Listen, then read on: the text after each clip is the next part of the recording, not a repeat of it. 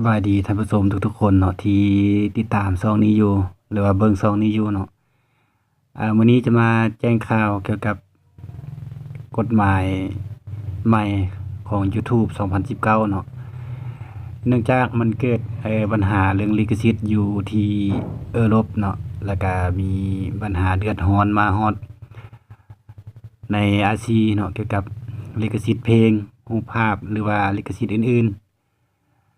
บ่ว่าจะเป็นเกมหรือว่าหนังเว้าอิหยังต่างๆหลายอย่างแหละเนาะที่ว่าบ่แม่นของเฮาเฮ็ดเองเนาะก็ถือว่าติดลิขสิทธิ์เป็นลิขสิทธิ์ของคนอื่นนั่นแหละเนาะเพราะว่าเฮานำใช้ของคนอื่นเนาะนั่นแหละก็หมายความว่าเป็นลิขสิทธิ์ของคนอื่นฉะนั้นยูทูบได้อ่าวางกฎหมายออกมาเนาะแต่ว่ากฎหมายนี้ยังบ่ทันใช้เทื่อเนาะเพราะว่าสิซอกหางเสียงลองเบิ่งว่าทุกคนยูทูบเบอร์หรือว่าบรรดาครีเอเตอร์ทั้งหลายนั่นเนาะที่ว่าสิเห็นดีบ่เกี่ยวกับกฎหมายตัวนี้เนาะ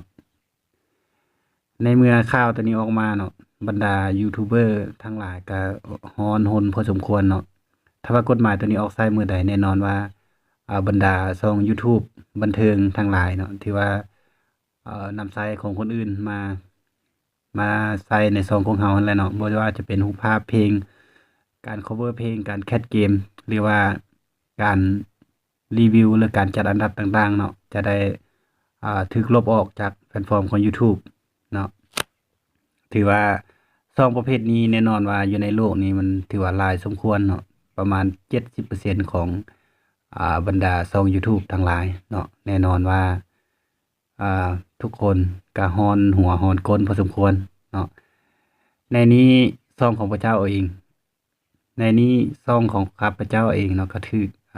อยู่ในอันดับตอนนั้นเพราะว่ามีเก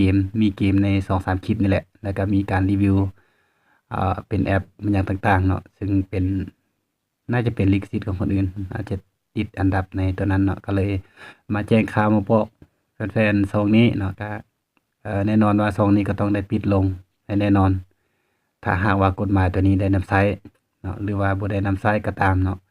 มาแจ้งข่าวในมื้อนี้เลยเพราะว่าช่องนี้มันมีอ่าเรื่องที่จะติดลิขสิทธิ์อยู่เนาะก็ต้องขออภัยทุกคนเนาะที่ว่าจะปิดช่องนี้เนาะแต่ว่าบ่ต้องน้อยใจดอกเนาะสำหรับแฟนๆที่ติดตามช่องนี้อยู่ก็จะเปิดอ่าช่องใหม่ขึ้นมาเปิดช่องมื้อใดก็จะบอกให้ทุกคนได้ทราบนำกัน